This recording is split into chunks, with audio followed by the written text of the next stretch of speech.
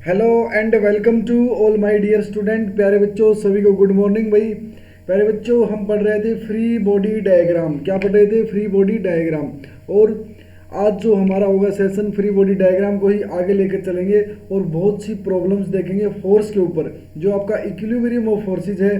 क्योंकि Newton law के अंदर हम देख रहे हैं, तीनों लॉ हमने पढ़ लिए हैं। अब इनको मिलाकर के कंप्लीट चैप्टर के अंदर जो जो प्रॉब्लम्स होंगी अब सोल्व करेंगे। 3 से 4 लेक्चर ऐसे रहेंगे आपके, जिनमें आपको बहुत सारी प्रॉब्लम्स करवाई जाएंगी कि क्या क्या प्रॉब्लम्स आ सकती हैं।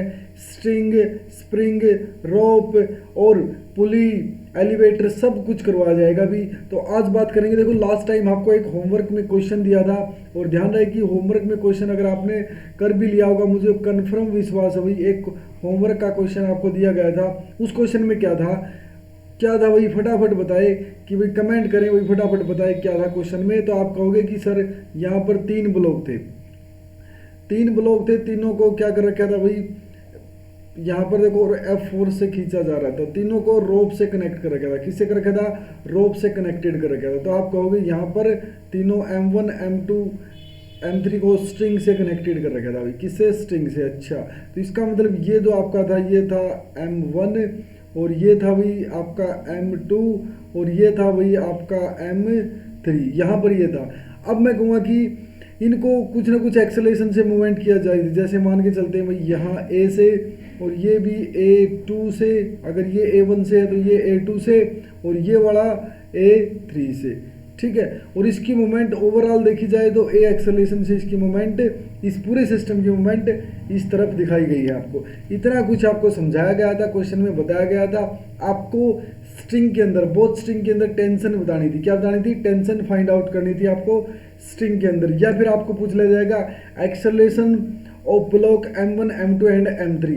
ये 2 क्वेश्चन आपको यहाँ पर पूछे जा सकते हैं भाई। या तो एक्सेलरेशन पूछा जाएगा, या M1 M2 M3 की वजह से जो एक्सेलरेशन होगा वो पूछा जाएगा, फोर्स पूछ लिया जाएगा, टेंशन पूछ ली जाएगी, और ज़्यादा कुछ है नहीं। तो यहाँ पर आपको जो दिया गया था स्पेशल टेंशन निकालनी थी। अब मैंने एक बात आपको पहले भी बताई हुई है कि अगर स्ट्रिंग होगी, मान के चलो जैसे एक स्ट्रिंग ये होगी आपकी और एक स्ट्रिंग आपकी ये होगी। अगर इस स्ट्रिंग की बात की तो इसमें जो टेंशन होगी वो सेम टेंशन रहेगी। जैसे मान के चलता हूँ भाई, इसमें अगर T1 टेंशन है तो इसमें क्या हो जाएगी? T2 रहेगी। क्या रहेगी? T2 रहेगी। अच्छा, तो इसका मतलब यहाँ पर अब कुछ फंडा समझने की बात करें। जैसे आपने कहा M1 को, अब मैं थोड़ा फ्री बॉडी डायग्राम बना दूँ। देखो फ्री बॉडी डायग्राम का एक फ़ायदा है कि आप एक एक ब्लॉक का अलग अलग से बनाएंगे। जैसे मैंने तीनों को बनाया, मैंने तीनों ब्लॉक का अलग अलग से फ्री बॉडी डायग्राम आपको बनाना है, ठीक है। और फिर देखना है भी फ़ायदा क्या क्या है। जैसे मैंने M1 लिया भाई, क्या लिया मैंने? M1। अब M1 को देखोगे तो आप जनरली यहाँ पर ये A1 से इस तरफ मूवमेंट है इसकी, ठीक है। और इसके ऊपर ये टेंशन T1 लगी हुई है। क्या लगी हुई है भाई? टेंशन T1 लगी हुई है। अब इसका फायदा ये हुआ कि टेंशन T1 इधर को लग रही है, ए मोमेंट इधर को है, यहाँ पर इसका कोई फोर्सेज नहीं है। और फ्री बॉडी डायग्राम के अंदर मैंने बताया था कि जिस बॉडी के ऊपर जितना फोर्स लगाया जाएगा ऑन दी बॉडी, हम जो फोर्स, जो मतलब कंपोनेंट होंगे वो कैलकुलेट करेंगे। बॉडी के द्वारा बाय दी बॉडी कैलकुलेट नहीं करेंगे, ऑन दी बॉडी कैलकुलेट करेंगे। तो यहाँ अगर देखोगे आप, एफ नेट फोर्स किस डायरेक्शन में होगा? आप कहोगे इस डायरेक्शन में आपका एफ नेट होगा। अच्छा, तो इसका मतलब T1 की जो वैल्यू है वो किसके बराबर हो जाएगी? आप कहोगे M1 A1 की बराबर हो जाएगी। एक नंबर की रिलेशन ये आपके सामने निकल के आ जाती है। दूसरी बात करता हूँ, अगर ये M2 है आपके सामने, ठीक है, M2 भी A2 से आगे की तरफ इधर को जा रहा है भी। लेकिन अब देखो यहाँ पर इससे M2 के ऊपर इधर को भी खींचा जा रहा है M3 के द्वारा, और M1 के द्वारा इधर भी स्ट्रिंग को टाइट मिलेगी। अच्छा, तो इसका मतलब ये हुआ कि एक टेंशन सो इधर को भी लग रही है भाई, जिसका नाम आपने अभी बोला क्या? T, अच्छा इसको T1 बोल रखा है भाई आपने, ठीक है, इसको T2 चलो लिख दिया भाई, समझना। अब ये T1 थी और इस T2 से आपको इधर खींचे जा रहे हो आप, लेकिन एक्चुअली में आपका ब्लॉक भी किधर को जा रहा है? इधर को जा रहा है भाई। मतलब M3 की तरफ आपका ब्लॉक की मूवमेंट हो रही है।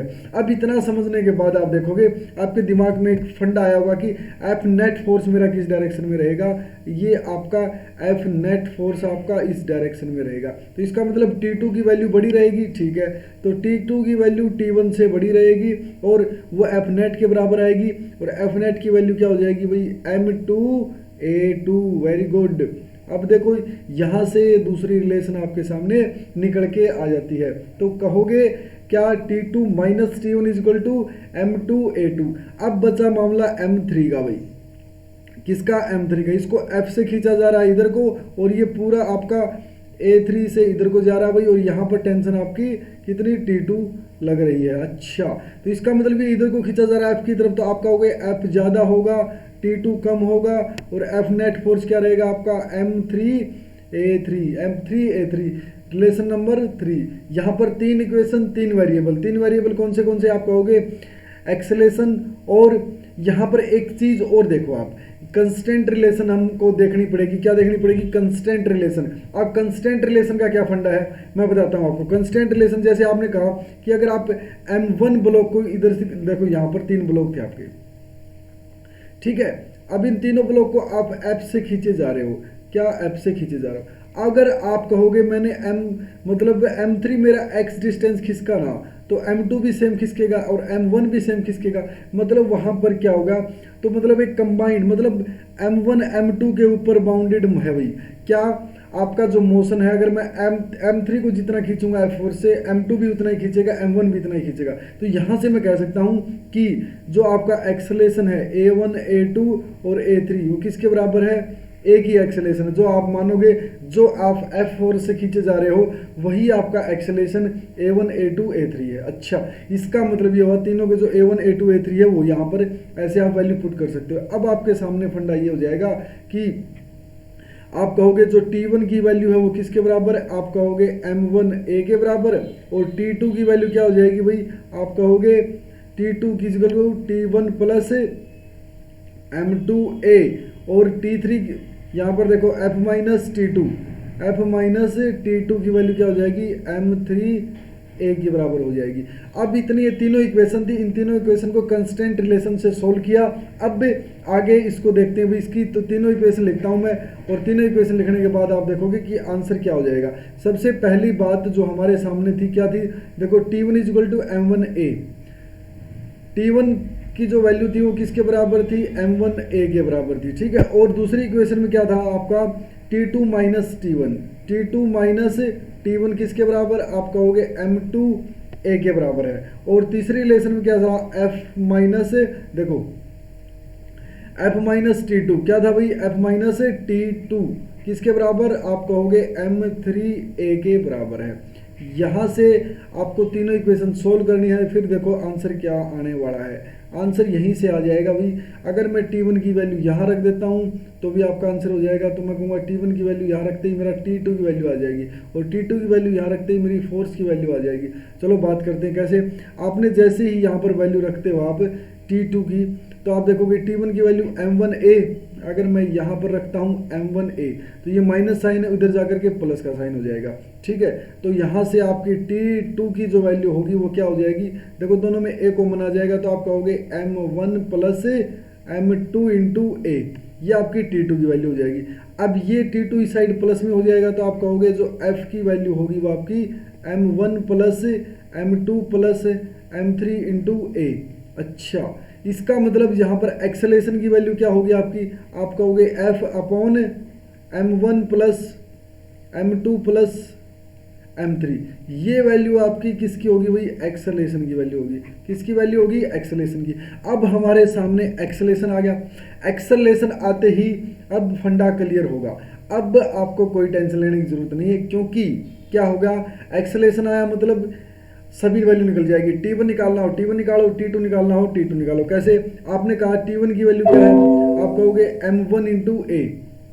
T1 की वैल्यू M1 इंटू A, आप यहाँ पर रखो, देखो T1 की वैल्यू अगर आप निकालना चाहते हो तो M1 into F, M1 into F, और नीचे M1 plus M2 plus M3। यहाँ से अगर T2 की वैल्यू निकालना चाहते हो तो वही देखो, T2 की वैल्यू भी वही आपने क्या करना है, M1 प्लस M2 इंटू में A, तो आप कहोगे M1 plus M2 into F by M1 M2 और M3 का आपने ऐड कर दिया।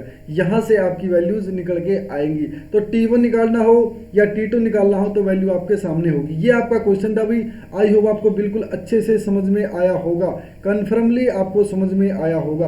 अगला क्वेश्चन देखते हैं भाई, ये क्वेश्चन और आपके लिए बहुत ही इंपॉर्टेंट सा क्वेश्चन पुली का क्वेश्चन होगा। जैसे देखता हूँ भाई, बिल्कुल आसान सा क्वेश्चन। देखो यहाँ पर एक फिक्स्ड पुली होगी, यहाँ पर एक फिक्स्ड पुली आपकी देखो यहाँ पर होगी, ठीक है। अब मैं कुछ यहाँ पर देखो ब्लॉक है, अब ये एक ब्लॉक यहाँ पर सस्पेंडेड है, देखो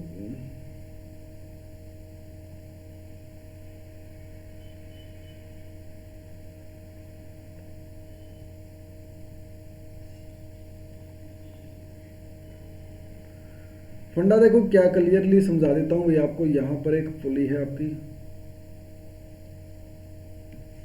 कुछ क्वेश्चन मतलब अच्छे से क्वेश्चन क्यों करेंगे तभी समझ में आएगा अभी कैसे अच्छे से क्वेश्चन करेंगे फोर्स के ऊपर। ये देखो, ये ब्लॉक आपका क्या रहेगा, M1 रहेगा, और ये ब्लॉक क्या रहेगा आपका, M2 रहेगा। और फंडा क्या है देखो, आपके सामने ये फिक्स्ड है भाई, और यहाँ पर फिक्स्ड, इसके ऊपर यहाँ पर एक आपको M1 ब्लॉक रख रखा है और एक M2 ब्लॉक रख रखा है, ठीक है। ऑल सरफेसेस आपके क्या है भाई, स्मूथ है। तो यहाँ ध्यान रखना भाई, ऑल सरफेस आर स्मूथ, जो क्वेश्चन में दिया वो बता देता हूँ भाई आपके सामने क्या भाई, all surface are smooth, find acceleration of M1 and M2। देखो find acceleration of M1 and M2, M1 और M2 का आपको एक्सेलेरेशन फाउंड आउट करना है जस्ट आफ्टर रिलीजिंग।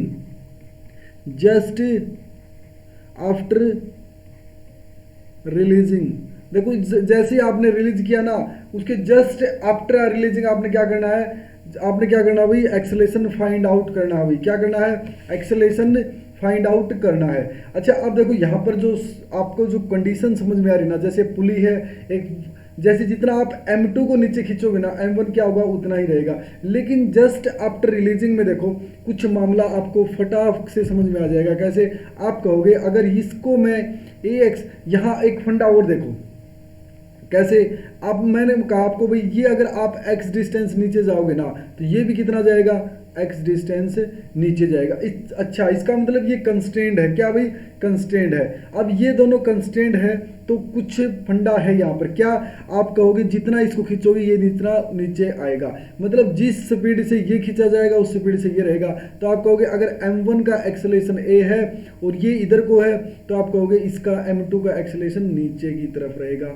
बहुत बढ़िया भाई, जो आपको दिखाई देना बस उतना ही करो, बाकी ज़्यादा चक्कर में पड़ने की जरूरत नहीं है। फटाफट देखो स्ट्रिंग, ये देखो यहाँ से लेकर के और यहाँ तक आपकी जो M1 से लेकर के M2 तक एक ही स्ट्रिंग है, तो टेंशन भी आपकी सेम रहेगी। तो मैं उसको T नाम देता हूँ। अब ये M1 को इधर को खींचेगी और यहाँ पर ये M2 को ऊपर की तरफ खींचेगी, ठीक है। अब मैं फ्री बॉडी डायग्राम बनाता हूँ। कैसे, आपने कहा फ्री बॉडी डायग्राम बनाते हैं भाई, आपके पास M1 ऐसे रखा हुआ है, M1 ऐसे रखा हुआ है तो आप कहोगे इधर को T लगा रहा है, ठीक है, और A एक्सेलेरेशन से ये इधर को भाग रहा है भाई, ठीक है। इतना सब कुछ किया हमने। फिर अगर देखा आपने इधर को T लग रहा है ना, तो T आपका क्या कर रहा है अभी, इसको खींच रहा है M1 को। अच्छा तो यहाँ पर देखोगे और कोई फोर्स है नहीं टीम को, अगर मैं कहूँगा तो ये किसके बराबर होगा, ये आपका एक्सटर्नल फोर्स के बराबर होगा, ये आपका नेट फोर्स के बराबर होगा, और F नेट के बराबर होगा, किसके बराबर, F नेट के बराबर। और T में F नेट क्या है, आप कहोगे M1 इंटू ए, M1 इंटू ए, ये आपका फंडा होगा। दूसरी बात, अगर मैं बात करता हूँ M2 की, किसकी बात करता हूँ मैं, M2 की। M2 आपका ऐसे रखा हुआ है भाई, ठीक है, ऊपर की तरफ आपकी T टेंशन है, नीचे की तरफ आप कहोगे M2G, क्या भाई M2G, नीचे की तरफ आपका mg फोर्स लगेगा, ठीक है, क्या लगेगा, mg फोर्स लगेगा। तो आप यहाँ से देखोगे तो अगर इसको बैलेंस करूंगा तो ये देखो यहाँ पर ये नीचे की तरफ मूवमेंट इसकी हो रही है, नीचे की तरफ मूवमेंट हो रही है तो इसका नेट फोर्स नीचे है, तो मतलब नीचे वाला फोर्स ज़्यादा है, तो मैं कहूँगा कि भाई जो m2g है वो ज़्यादा है -t, और वो किसके बराबर है, आप कहोगे m2a। बस ये फंडा समझ लेना। ज़्यादातर बच्चों को तो यही नहीं पता चलेगा कि m2g -t क्यों लिया। मैं बता देता हूँ भाई, m2g का मतलब होता है आपका अगर ब्लॉक नीचे जा रहा है तो मतलब नीचे वाला फोर्स ज़्यादा होगा, ठीक है, तो t वाला कम होगा, तो ठीक है, तो m2g में से t माइनस कर दिया, और नेट फोर्स क्या था आपका, किसी ब्लॉक को a एक्सेलरेशन से नीचे की तरफ लेके जाया जा रहा है। ये आपको मैंने बेसिक बिल्कुल अच्छे से बताया भी है। कैसे, मैं जैसे बात करता हूँ, जैसे आपके पास ये ब्लॉक था, अगर आप इसको 20 न्यूटन से खींच रहे हो, यहाँ पर 10 न्यूटन से, तो ये आपका नेट किससे जाएगा, 10 से नीचे की तरफ जाएगा। वही फंडा ये यहाँ पर ऐसे अप्लाई होता है। अब देखो m2g -t, m2g -t और m2a, यहाँ से आप एक्सेलरेशन निकालने के लिए यहाँ पर t की वैल्यू रख दो, क्या, m1a, क्या रखो भाई, m1a, तो आप कहोगे m2g -t है जो आपका m2g -t, उसमें आप t की वैल्यू रखो भाई। यहाँ देखोगे ना आपकी भाई जो दोनों इक्वेशन दी है इसमें आप वैल्यू रखोगे, देखो यहाँ से आपका जो फंडा क्लियर होगा। कैसे, आपने कहा जो t की वैल्यू हो m1a है, किसकी वैल्यू, t की वैल्यू क्या है, t की वैल्यू आपकी m1a है भाई, t की वैल्यू आपकी m1a है, और नीचे अगर मैं बात करूँगा तो m2g -t इक्वल टू आपका क्या था, m2 इंटू a के बराबर था। तो यहाँ से वैल्यू रखो भाई इसमें t के अंदर, तो कहोगे आप m2g -m1a equal to m2a, ठीक है। अब यहाँ देखोगे तो आप m1 plus m2 into a हो जाएगा, और ये क्या हो जाएगा, m2g हो जाएगा। फंडा क्या हो जाएगा भाई, आप कहोगे एक्सेलरेशन की वैल्यू, तो कैसे होगा, m2g अपॉन क्या हो जाएगा, m1 प्लस m2, क्या हो जाएगी, m1 प्लस m2। ये आपका एक्सेलरेशन हो गया। अब ये एक्सेलरेशन हो गया तो यहाँ से t की वैल्यू निकाल सकते हो। कैसे, आप कहोगे m1 इंटू a की वैल्यू क्या हो जाएगी, m2g by m1 plus m2। ये आपका रिजल्ट भी रहेगा, और ज़्यादातर न्यूमेरिकल्स में डायरेक्ट काम आने वाला है, ज़्यादातर न्यूमेरिकल्स में डायरेक्ट काम आने वाला है। तो प्यारे बच्चों, बहुत इंपॉर्टेंट और आसान सा क्वेश्चन था। अगर आपको फ्री बॉडी डायग्राम बनाने आते हैं तो आप बिल्कुल आसानी से निकाल जाओगे, ठीक है। एक दो क्वेश्चन और देखते हैं ताकि आपको अच्छे से क्लियरली समझ में आ जाए भाई फंडा क्या है, ठीक है। तो आपके सामने क्वेश्चन होगा, देखो मैं 3 ब्लॉक लेता हूँ भाई, 3 ब्लॉक, यहाँ पर m1 नाम दे दिया मैंने इसका, और नीचे वाला थोड़ा और इससे बड़ा ब्लॉक होगा जिसका नाम m2 होगा, और नीचे वाला फिर और ये देखो m3 होगा। क्या होगा भाई, m3 होगा। यहाँ पर 3 ब्लॉक आपके सस्पेंडेड हैं, ठीक है। और इसको क्या किया गया, देखो यहाँ पर इन तीनों का जो स्ट्रक्चर है, आप देखो m1 m2 और m3 है। अब फंडा जो आपके सामने क्या होगा, ये मतलब मूव अपवर्ड, आप कहोगे क्या, मूविंग अपवर्ड, इसको बोल दोगे आप क्या, मूविंग अपवर्ड, आप कहोगे moving upward with constant velocity, with constant velocity. अच्छा, moving upward with constant velocity, ये पूरा सिस्टम है, आप कहोगे सिस्टम है जो आपका भाई, ये ब्लॉक है जो आपके moving upward with constant velocity से ये क्या कर रहे हैं भाई, ऊपर की तरफ मूव कर रहे हैं सभी तीनों के तीनों। तो v कांस्टेंट से ये क्या कर रहे हैं भाई, ऊपर की तरफ मूव कर रहे हैं। इतना कुछ हमने किया। अब आपको बताना, find net force on mass m2 and m3। या आप ऐसे बोल सकते हो, जैसे मैंने कहा कि m1 का जो मास है ना वो m है भाई, m1 का मास कितना है, m है भाई, ठीक है। और m2 का मास कितना है भाई, 2m है भाई, ठीक है। और इसका मास कितना है, m3 का मास कितना है, ये डाटा गिवन है आपको। और ये क्वेश्चन आपका नीट 2013 के अंदर आया हुआ क्वेश्चन है भाई, नीट 2013 के अंदर आपका एक क्वेश्चन आया हुआ है। क्वेश्चन को समझना, आपको बताना है फाइंड आउट, देखो find out F net on m1 and m2, find out F net on m1 and m2। ये आपका क्वेश्चन में फाइंड आउट करना है भाई। फंडा बिल्कुल आसान सा रहेगा। कैसे, आपको एक बार दिमाग लगाना है भाई। 3 ब्लॉक दिए हुए हैं, तीनों ब्लॉक को v वेलोसिटी से वो ऊपर की तरफ ले जा रहा है, और वेलोसिटी क्या है आपकी, कांस्टेंट है। आपको इस सिस्टम में जो m2 मास है, देखो m2 भी ऊपर की तरफ जाएगा कांस्टेंट वेलोसिटी से, और सेम m1 भी ऊपर जाएगा v वेलोसिटी से, m3 भी जाएगा सेम वेलोसिटी से। अच्छा, फंडा इतना क्लियर होना चाहिए, 1 मिनट में आंसर आ जाना चाहिए कि सर क्या बोल रहे हो आप, कांस्टेंट वेलोसिटी। अच्छा, तो कांस्टेंट वेलोसिटी का मतलब एक्सेलेरेशन तो होगा ही नहीं, क्योंकि वेलोसिटी चेंज होगी तभी तो एक्सेलेरेशन आएगा। यहाँ तो एक्सेलेरेशन ही नहीं है। अगर एक्सेलेरेशन नहीं है तो फोर्स नहीं है, तो फोर्स नहीं है तो आप कहोगे एफ नेट आपका क्या हो जाएगा, जीरो। क्या होगा, जीरो। तो मतलब जो आपकी टेंशन वेंशन जो m2g है ना, वो इस सिस्टम को बैलेंस बनाए हुए है।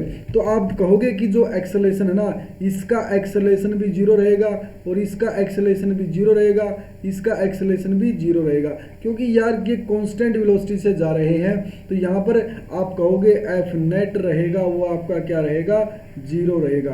कुछ ऐसे क्वेश्चन आ जाते हैं भाई एग्जाम्स के अंदर, बिल्कुल कुछ नहीं करना पड़ता, लेकिन छोटी छोटी गलतियां हम क्या कर देते हैं, कैलकुलेशन करने बैठ जाते हैं। लेकिन यहाँ पर कैलकुलेशन की जरूरत नहीं होती। इस फंडे को समझो आप। अब इसमें एक पॉइंट आपके दिमाग में होना चाहिए। कैसे, अगर मैं m2 को ले लेता हूँ m2 को जैसे मैंने लिया, आप देखोगे m2 है ये, m2 को ऊपर लिया तो आप कहोगे t टेंशन से ऊपर खींचा जा रहा है, और m2g से नीचे खींचा जा रहा है, और t2 टेंशन भी नीचे की तरफ इसको खींच रही है। अब इसका मतलब क्या है, पता है आपको क्या है, एक्सेलेरेशन जीरो है, तो ये ब्लॉक यहाँ पर क्या है, रेस्ट में है। क्या भी रेस्ट में नहीं, मतलब कांस्टेंट वेलोसिटी से। तो इसका मतलब ये क्या करे, बैलेंस, जो आपकी टी टेंशन इतनी है ना कि वो आपकी t2 प्लस m2g के बराबर है, t2 प्लस m2g के बराबर है।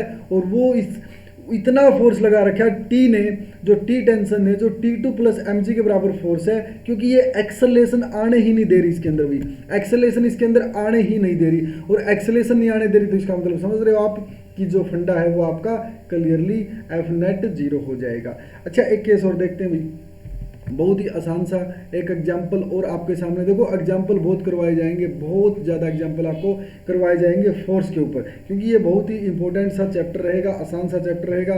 तो मैं एग्जाम्पल देखता हूँ भाई। क्या आपने कहा कि एक, यहाँ पर देखते हैं, जो एक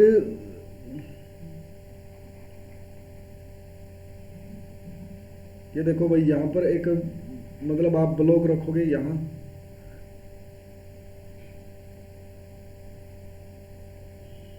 ये आपका ब्लॉक है, ठीक है, और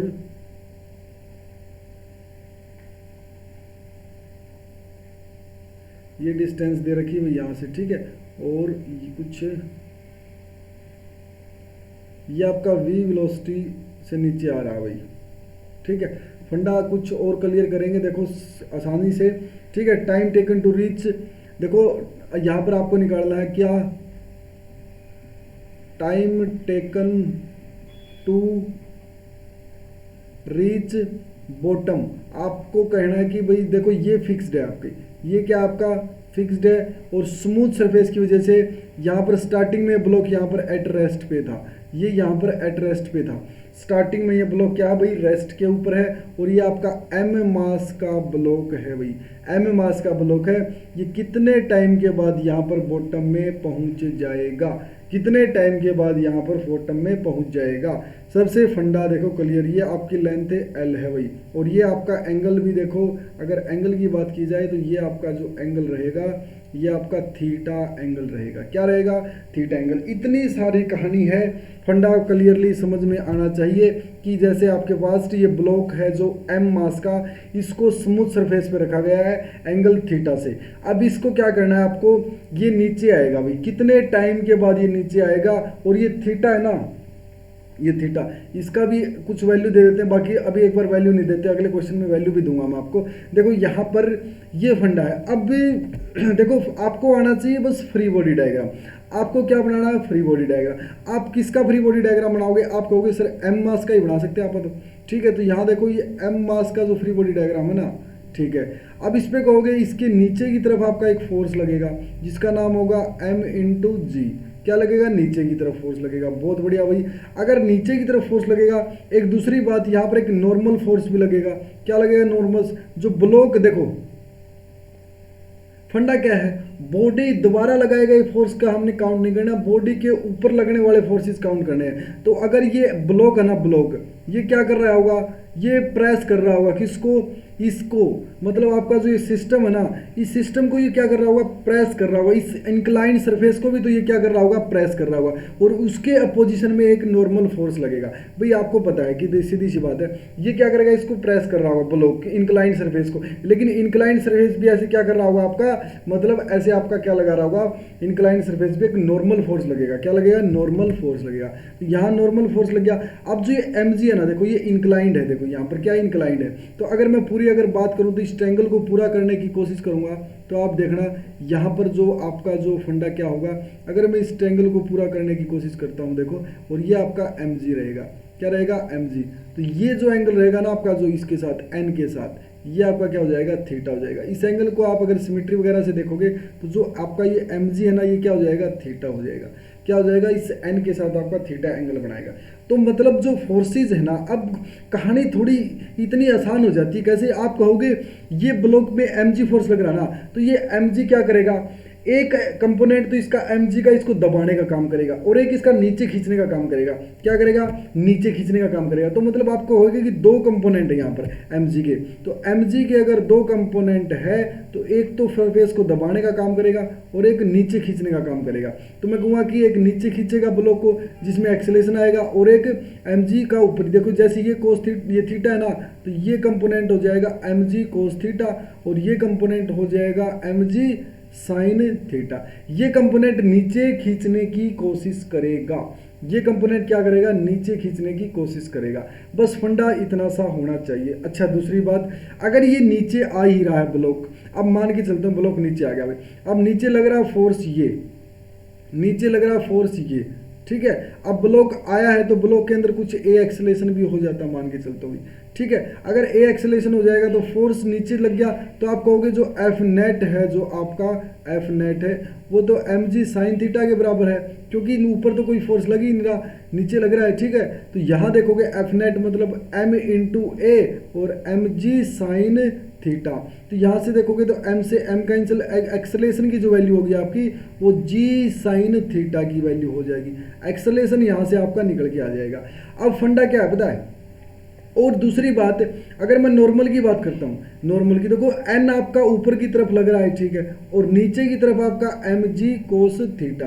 तो अगर यहाँ भी देखें और अब आप इस डायरेक्शन में देखोगे तो इस डायरेक्शन में तो कोई मोमेंट है ही नहीं ब्लॉक की, इस डायरेक्शन में तो कोई मोमेंट है ही नहीं, ब्लॉक की मोमेंट तो इंक्लाइंड है, mg साइन थीटा की डायरेक्शन में मोमेंट है, और mg मतलब साइन थीटा की डायरेक्शन में मोमेंट है, और उसके साथ साथ आपकी किसके साथ है, mg इंटू ए, मतलब m इंटू ए जो आपका एफ नेट फोर्स रहेगा।